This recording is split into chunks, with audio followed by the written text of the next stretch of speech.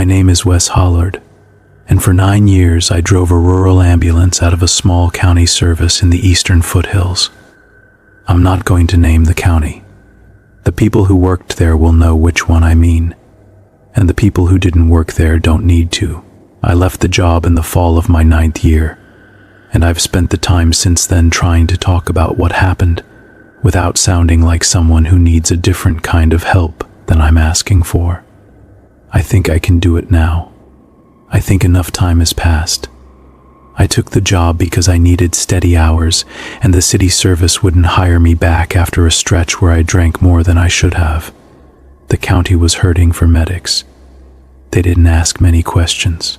The pay was lower, but the cost of living out there was almost nothing, and I had a small rental on a gravel road that I shared with a dog named Bowman, who tolerated me. The work itself was what you'd expect. Farm injuries. Heart attacks in men who hadn't seen a doctor since the 80s. Car wrecks on roads that froze over before the salt trucks could get to them. Long drives between calls. A lot of waiting. The station was a converted feed warehouse on the edge of a town called Brest, which had maybe 900 people, and one stoplight that blinked yellow in both directions. We ran 2 rigs. Unit 14 was the newer one. Unit 7 was the one nobody wanted because the suspension was shot and the heater only worked if you punched the dash above the glove box. I drove Unit 7 most nights because I was the newest hire and because I didn't argue about it. My partner for the first 3 years was a woman named Della Prize. She was about 50 when I met her, and she'd been running calls in that county since she was 19. Her father had done the same job before her. She was short, square-built, and she chewed sunflower seeds constantly because she'd quit smoking and needed something for her mouth to do. She wasn't unfriendly, but she wasn't warm either. She talked when there was a reason to, and not when there wasn't. The first time I noticed something off was about 2 months into the job. We were finishing up at the station after a long transfer to the regional hospital, and dispatch came over the radio with a tone I hadn't heard before. Not urgent, just clipped. The dispatcher said, "Unit 7, advisory only, no response required. County Road 6 is closed to ambulance traffic until 0600. Della didn't even look up from her clipboard. She just said, "Copy that, Marlene," and went back to filling out the run sheet. I asked her what the advisory meant. She said the county sometimes closed certain roads at night for maintenance or flooding or whatever else, and we just routed around them. I asked why dispatch had bothered to call it out if we weren't even on a call. She said it was procedure. They announced the closures so we'd know in advance and wouldn't waste time if something came in from out that way. That made sense to me. I didn't press it. I should mention what County Road 6 actually was. It was a 2-lane blacktop that ran for about 18 miles between Brest and a smaller town called Hellam Springs. It cut through farmland, then through a stretch of state forest, then past an old reservoir, then back into farmland on the Hellam side. There were maybe 12 houses on the whole length of it. During the day, it was the fastest route between the 2 towns.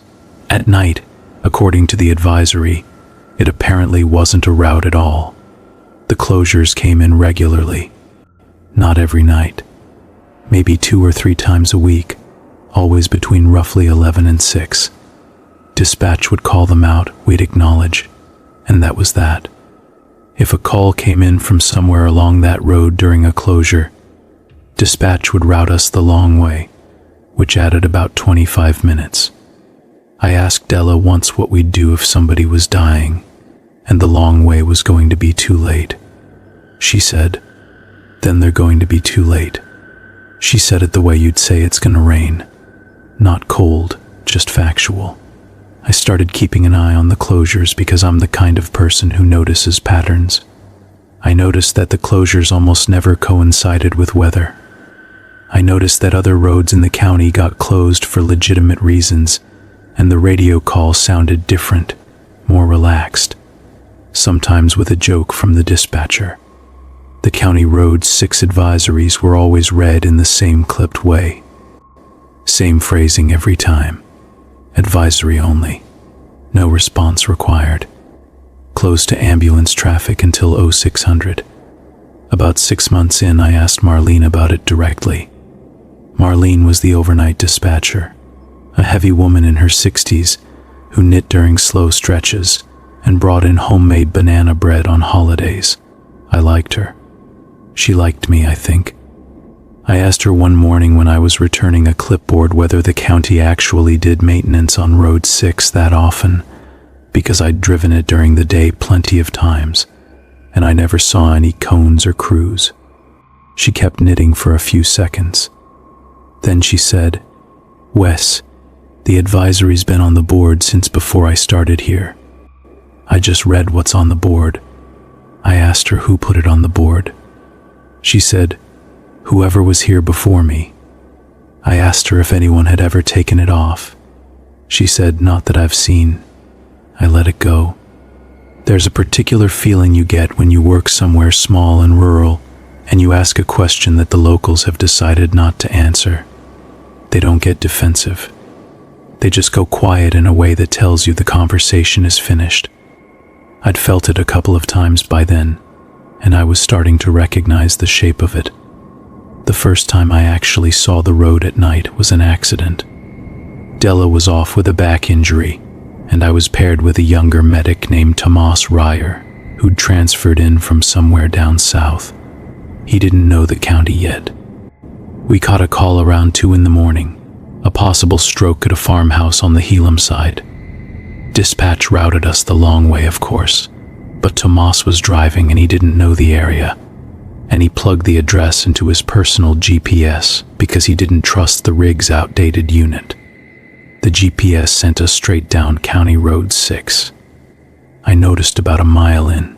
I'd been writing notes on the run sheet, and when I looked up, I saw the sign for the reservoir pull-off, and I felt my stomach drop in a way I couldn't explain to myself in the moment. I said, "Tomas, you're on 6.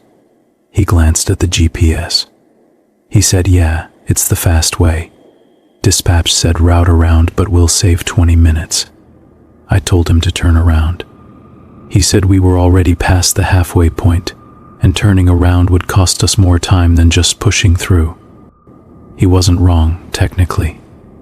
I sat there with my hand on the door grip and watched the trees go by. The forest along Road 6 is mostly old pine and some oak, and it's thick enough that even with the headlights on, you can't see more than maybe 30 feet into it. There are no street lights. There are no houses for about a 6-mile stretch through the forest section. The road is straight and slightly downhill. The asphalt is in better condition than most of the rural roads in the county, which I'd never thought about before, but I thought about then. About 3 miles into the forest section, the radio crackled. Not dispatch, just static. A long, even hiss that lasted maybe 12 seconds, then cut out. Tomas reached over and tapped the unit. He said, "Bad spot for reception, I guess." I didn't answer him because the radio in Unit 7 was UHF, and the repeater on the hill behind Brest had a clear shot to almost every part of the county. There weren't really bad spots. Then the radio crackled again, and this time there was a voice underneath the static.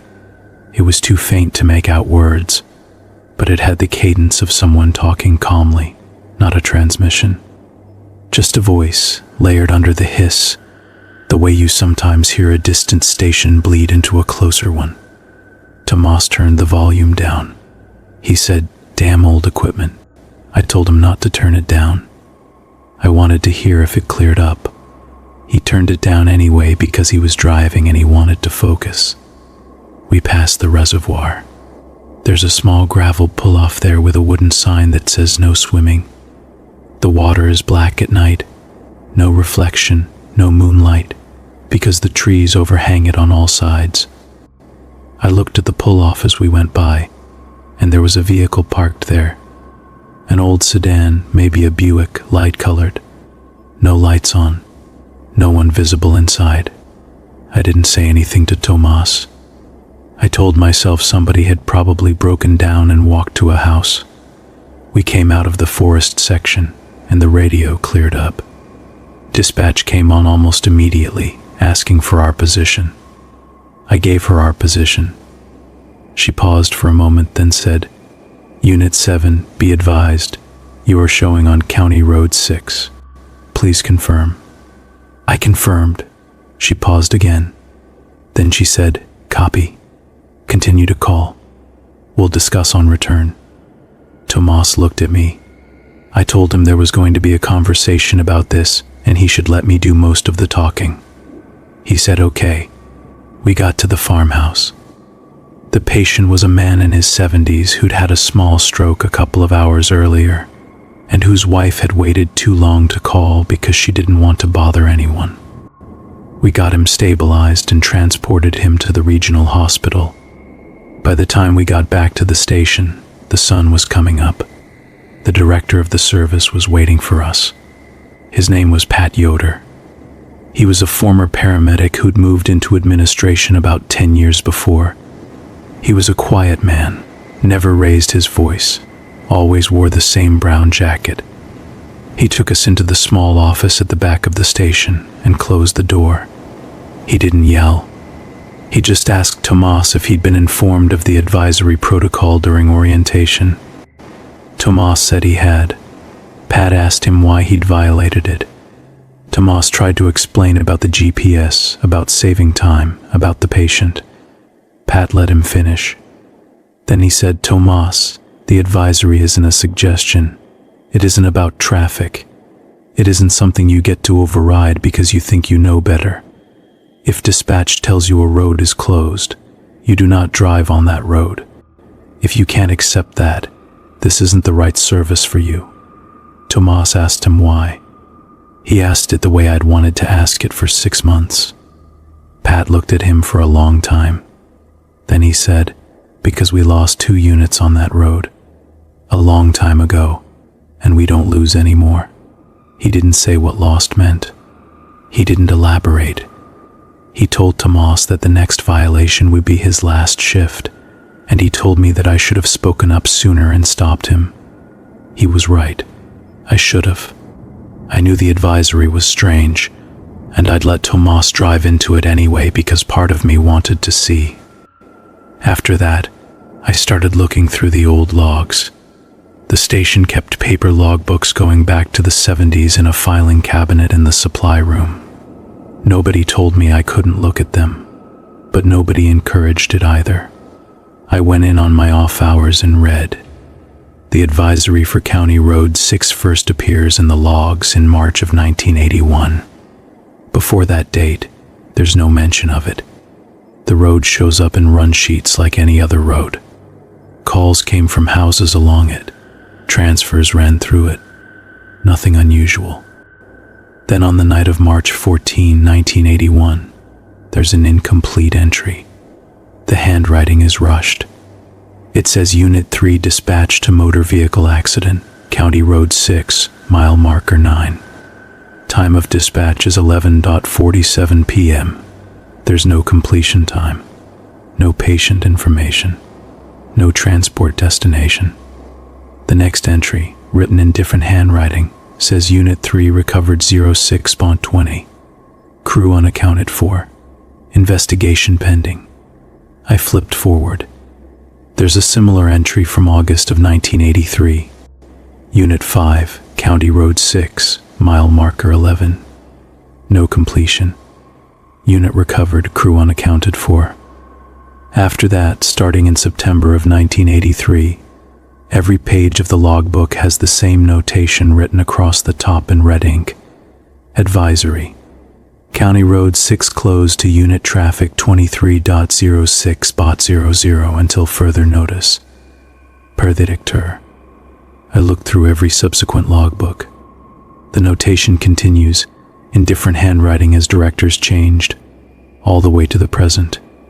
40-some years of the same advisory, copied forward by every director who came through. I asked Della about it when she came back from her injury. She was the only person I felt I could ask. We were sitting in the rig parked behind the station, waiting for a transfer that was running late. I told her I'd read the old logs. I told her what I'd seen. She chewed her sunflower seeds for a while and didn't answer. Then she said, "My father was on Unit 3. I didn't know what to say." She wasn't looking at me. She was looking out the windshield at the back of the station. She said, "I was 12. He went out on a call and he didn't come back. They found the rig parked on the shoulder, mile 9, lights still on, doors open. The patient who'd called it in was never found either. We never had a funeral because there wasn't anything to bury. My mother kept saying he was going to walk back through the door. She kept saying it for about 3 years. I asked her if she knew what had happened. She said, "No, I have ideas. Everybody who works here long enough has ideas. But nobody knows. The only thing anyone knows for sure is that when the road is open during the day, it's a road. And when it's closed at night, you don't go on it. That's the whole rule. That's all there is." I asked her why she'd taken this job, given what had happened to her father. She thought about that for a while. Then she said, "Because somebody has to know not to go on it. And the people who know not to go on it have to teach the next ones not to go on it. If everybody who knew about it left, somebody new would come in and just drive right down it, and we'd lose another rig." I understood her then, in a way I hadn't before. She wasn't morbid. She wasn't haunted exactly. She was a steward. She was protecting the next generation of medics from something she couldn't name and couldn't explain, by enforcing a procedure she didn't fully understand herself. After that conversation, I stopped asking questions. I followed the advisory. When dispatch called it out, I acknowledged. When calls came from the Helm side at night, I took the long way. The 25 extra minutes felt different to me now. They felt like the cost of staying alive. For about 2 years, nothing else happened. Then the closures started getting longer. It happened gradually. The advisory had always been from 23.006.00. Then one night, Marlene read it as 22.30 to 06.30. I noticed but didn't say anything. A few weeks later, it was 22 to 07.00. Then 21.30. By the end of that summer, the road was closed from about 9 at night until almost 8 in the morning. The shoulders of the window kept widening. I asked Marlene about it. She showed me the board where the advisory was written. It was a whiteboard mounted above her console, and the times were written in dry erase marker. Somebody, she said, was changing them. Not her. She'd come in for her shift and the times would already be different. She'd asked Pat about it.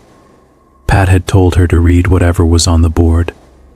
I asked her who had access to the dispatch room. She said, "Wes, you know how it is. People come in and out. The cleaning lady, the director, the mechanics. Anybody, really." I asked her if she thought somebody was messing with her. She said, "I don't think anybody's messing with me. I think the board changes." I let that sit. Marlene was not a fanciful person. She was practical and tired, and she'd been doing this job for 30 years. When she said the board changes, she didn't mean she'd noticed somebody changing it.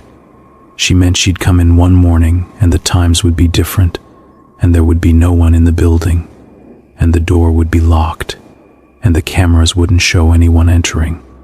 She'd checked. She'd checked more than once. The closures kept widening through the fall. By November, the advisory was running from 20.0 to 9.0, which meant the road was closed to us for 13 hours a day. People in the county started noticing. Locals who used Road 6 as a commuter route mentioned it to us during calls. They'd say things like, "I had to take the long way around again last night. What's the county doing out there?" We'd say maintenance. We'd shrug. They'd shrug back, and the conversation would move on. Nobody in the county really wanted to know. In December, we got a call I still think about. It came in around 11:30 on a Thursday night. Dispatch said a woman had called from a farmhouse on the Halem side, reporting that her husband had collapsed and wasn't breathing. The advisory was active. Dispatch routed us the long way. Della was driving. I was in the passenger seat. About 15 minutes into the long route, dispatch came back on. Marlene's voice, but tighter than usual. She said, "Unit 7, be advised, the caller is requesting status. She's asking why it's taking so long." Della keyed the mic and said, "Copy. Ita approximately 20 more minutes." Marlene said, "Copy. I'll relay." A few minutes later, Marlene came back on. She said, "Unit 7, the caller is asking if you can take Road 6. She says her husband isn't going to make it." Della keyed the mic and said, "Negative. Advisory active." There was a long pause. Then Marlene said, "Copy." We drove in silence for a while. Della's hands were tight on the wheel. I could see the muscles in her forearms. After maybe 5 minutes, she said, "Wes, what would you do?" I told her I'd do what we were doing. She said, "He's going to die." I told her he was probably already dead. She nodded. She didn't say anything else. We got to the farmhouse about 40 minutes after the original call. The wife was on the porch when we pulled up. She was a small woman in a housecoat, and she wasn't crying. She just looked at us with a kind of flat exhaustion that I've seen a lot in this job. Her husband was in the kitchen on the floor. He'd been dead probably 30 minutes. We did what we were supposed to do anyway, because that's the procedure. We worked him for the full window. We called it. We loaded him for transport. The wife rode with us. She sat in the back next to her husband's body and didn't speak for the first 10 minutes. Then she said, quietly, "I told the lady on the phone you should take 6. I said it was an emergency." I said, "I know, I'm sorry." She said, "It would have saved you 25 minutes. I said, "I know." She was quiet for a long time. Then she said, "My grandfather worked for the county. Back in the 60s, he used to grade the roads. He told me when I was a little girl that 6 was a bad road at night. He said don't ever drive it after dark, not for any reason." I asked him why, and he said it wasn't the road, it was what used the road. I didn't understand what that meant. I still don't. I didn't answer her. I didn't have anything to say. She said, "Do you know what he meant?" I said no. She nodded. She looked out the window at the dark passing by. She said, "I think my husband would have wanted me to tell you anyway. He always said if there's a thing people aren't talking about, that's the thing somebody should talk about." After that night, I started having trouble sleeping. I'd lie in bed at the rental, and I'd hear Bowman moving around on the floor, and I'd hear the wind in the field behind the house, and I'd hear sometimes what sounded like a vehicle idling somewhere down the gravel road. There was nothing there when I went to look.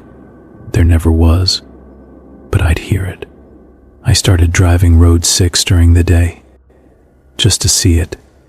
I'd drive it on my off days in daylight with the windows down. I wanted to understand it. I wanted to see if there was something I was missing. There wasn't. It was a road. Pine trees, oak trees, the reservoir, a couple of farmhouses on the Halem side. I'd stop at the mile markers where the units had been lost. There was nothing to see, just asphalt and ditch and tree line. The thing I noticed eventually was the sound. During the day, Road 6 sounded normal. Birds, wind, the occasional truck. But there was a particular spot around mile 10 where the sound dropped off. Not silence, exactly. Just a kind of muffling, like somebody had put a blanket over the world. It lasted for maybe a quarter mile. Then the normal sound came back. I noticed it the first time and thought I'd imagined it. I drove through it again, slower, with the windows down and the radio off. The muffling was real. It was consistent. The same quarter-mile every time in both directions. I asked a friend of mine who knew about acoustics whether terrain could do that. He said it could, under certain conditions. But he also said it usually didn't have such hard edges. The edges were what bothered me. You could feel the moment you entered the muffling, and the moment you left it, like a door opening and closing. I never drove Road 6 at night. I want to be clear about that. Whatever was happening to me, whatever curiosity I had, I never crossed that line. The advisory was the thing keeping me alive. I understood that. The last thing that happened, before I left the job, was in February of my 9th year. It was a Sunday night, just after midnight. The advisory was active. I was working with Della. We were parked at the station, finishing up paperwork from a transfer, when the radio came on. Not dispatch, just static, a long, even hiss. Della and I both looked at the radio. Then a voice came through. It was clear this time, not buried in static, a man's voice. He said, Unit 7 requesting assistance. Motor vehicle accident, County Road 6, mile marker 9. Driver unresponsive, please respond. Della picked up the mic. Her face had gone gray. She keyed it and said, identify yourself. There was a pause. Then the voice said, Unit 3, requesting assistance. Della set the mic down. She didn't say anything. She didn't look at me. She got up and walked into the dispatch room. I followed her. Marlene was at her console. She was very still. She was looking at the radio log on her screen, and her hand was over her mouth. Della asked her if she'd heard it. Marlene nodded. Della asked her if there was anything on the log. Marlene shook her head. The radio had been silent on the log. No transmission had been recorded. Marlene's screen showed a clean overnight. No incoming calls. No outgoing calls. Nothing. The three of us stood there for a while. Nobody said anything. The fluorescent light over Marlene's console was buzzing the way they do when the bulb is about to go. I remember that detail because it was the only sound in the room. Eventually, Della said, Marlene, log it as a radio test. Equipment check. Note the time. Marlene nodded and typed it in. Della turned to me. She said, Wes, you're going to forget about this. You're going to go home at the end of your shift, and you're not going to think about it. Do you understand? I told her I understood. She said, I mean it. Don't carry this one. I've been carrying it for 40 years, and I'm telling you, don't. I nodded. I didn't do a very good job of it. I left the service about 8 months later. I didn't leave because of the radio call, exactly. I left because I realized I'd started to listen for it. Every shift, every quiet stretch, I was waiting for the static in the voice. I was hoping for it in a way I couldn't justify. Della saw it in me before I saw it in myself. She told me one night, parked behind the station, that I had the look her father had had in the weeks before he went out on the call that took him. She didn't say it to scare me. She said it because she liked me, and she didn't want to lose another one. I gave Pat my notice the next morning. He didn't ask why. He just shook my hand and said the service appreciated my years, and that the door would be open if I ever wanted to come back. I haven't gone back. I don't think I will. I moved about 300 miles away. I work in a hospital now, in a city, doing intake. The shifts are regular. The lights are too bright. The radio chatter is constant and meaningless. I sleep better than I did at the rental, though not as well as I'd like. I called Marlene about a year after I left, just to check in. She told me she'd retired. She told me the advisory was still on the board, still being read out every night, still widening. She said it had reached 14 hours a day. She said the new dispatcher had asked about it during training, and had been told the same thing she'd been told. Read what's on the board. Don't ask why. I asked her about Della. Marlene said Della had retired too, about 3 months after I left. She'd moved to her sister's place in another state. She told Marlene before she left that she felt like she'd done her part. She'd kept the procedure alive long enough to hand it to someone else, and now somebody else could carry it. I asked Marlene who was carrying it now. She said, whoever's in the chair, same as always. I think about Road 6 more than I should. I think about the wife in the housecoat, and the muffled quarter mile at mile 10, and the voice on the radio that called itself Unit 3. I think about Della's father, who went out on a call 40 years ago and never came back, and about Della, who spent her entire working life enforcing an advisory she couldn't explain, because somebody had to. I don't know what's on that road. I have ideas, like Della said everybody does. I think it's old, whatever it is. I think it was there before the road was paved, and before the road was a road, and before there was anybody around to name it. I think the advisory works because it's the closest thing we have to an agreement.